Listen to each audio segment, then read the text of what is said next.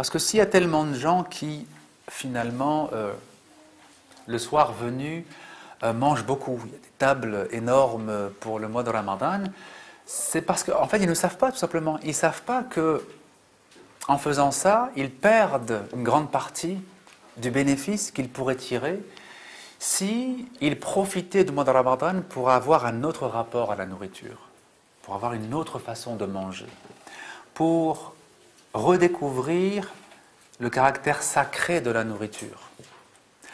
Manger, ce n'est pas un acte anodin, c'est un acte sacré. C'est tellement sacré qu'au paradis, les délices parmi les plus décrits dans le Coran du paradis sont lesquels? La nourriture. La nourriture. Oui.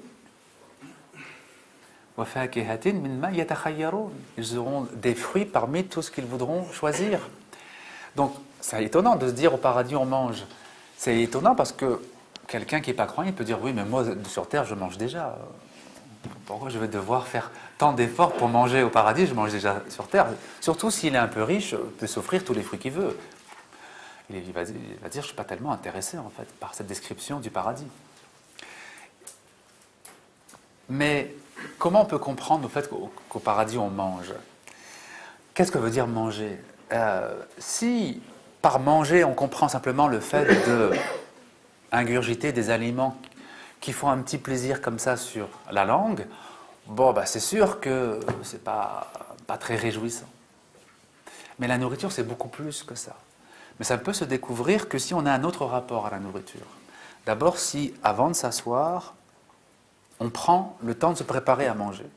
Par le dua, déjà. Le minimum, c'est de dire Bismillah ar-Rahman ar-Rahim. Mais c'est le minimum, ça ne veut pas dire que c'est suffisant. Si on le fait, c'est déjà bien, parce qu'il y en a qui ne le font pas. Mais si on se pose et qu'on fait véritablement un dua pour qu'Allah Ta'ala mette une bénédiction dans ce qu'on mange. Allahumma barik lana fi ma razaqtana warzuqna khayran minhu. C'est le dua que disait le prophète avant de manger. Qu'est-ce que ça veut dire? Oh mon Dieu, bénis ce que tu nous as donné et accorde-nous une nourriture meilleure encore. C'est-à-dire dans l'au-delà. Mais déjà on dit barik lana fi ma razaqtana. Bénis ce que tu nous as donné. C'est-à-dire ce que je veux manger, c'est pas seulement de la matière. C'est pas seulement ça que je veux. Je veux aussi de la lumière. Barik lana fi ma razaqtana. Parce que c'est cette lumière qui va me renforcer réellement. Bon, la matière, elle donne un petit peu d'énergie, on l'a vu tout à l'heure pour le corps, mais ce n'est pas suffisant. Donc le mois de Ramadan, normalement, c'est le mois où on va devoir apprendre à redécouvrir la nourriture. Alors, cette redécouverte, on le verra dans d'autres interventions, il y a plusieurs niveaux de redécouverte. Le premier niveau, c'est redécouvrir le goût des choses, déjà, simplement ça.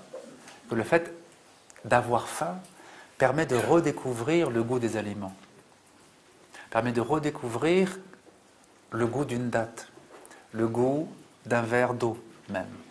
Même un verre d'eau a un goût, a une saveur. Quand on a vraiment soif et qu'on boit, on va dire avec foi et avec piété, on se rend compte que, mashallah, il y a un plaisir dans l'eau. Il y a quelque chose d'extrêmement apaisant dans l'eau. Chaque aliment a une saveur qui ne se découvre que si on a la bonne disposition. Et donc tout ça, on doit le redécouvrir, Inch'Allah, par l'éducation alimentaire